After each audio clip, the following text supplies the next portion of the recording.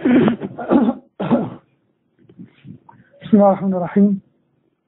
خلاص نويت أبقى شرير، هقول كلامي يعني عن القوارير ولبس الشفتشي وأنواع الحرير ورائحة الفواحة وجمال العبير والشمع المضاء على قطعة فطير والألوان السندشي والكليش إشي على كل سرير والكلمة الطرية وحلاوة التعبير، نظرتها اللئيمة ودمعها الغزير، أرجع ولاقي نفس المصير، ولما أحلف ما أرجع أجرى عليها ولاقيني بقير، وحمر عيني وارفع حواجبي على إني بغير.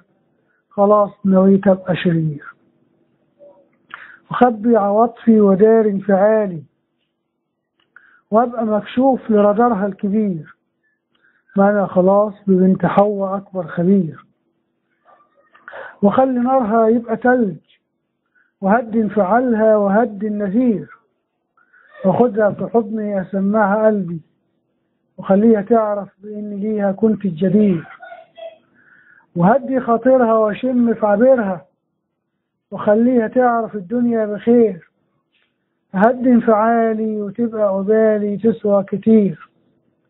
مش قلت ليكم خلاص نويت أبقى شرير، وابقى مش لاقي معاها ما تفرق، وابقى في عينيها ولا أكبر وزير، وابقى رجالها وابقى كبيرها وغير الصغير، وخلي حياتها وحلي حياتها وعوضها اللي فاتها، وحلي حياتها وعوضها اللي فاتها، وخلي نفسي زخة عبير، واديها حبي واديها قلبي، وإن كانت بتحبني حبي ليها أكبر كتير،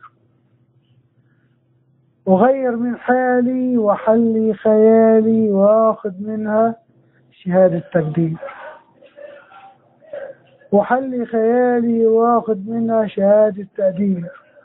مش قلت ليكم إني شرير؟ السيد العوام.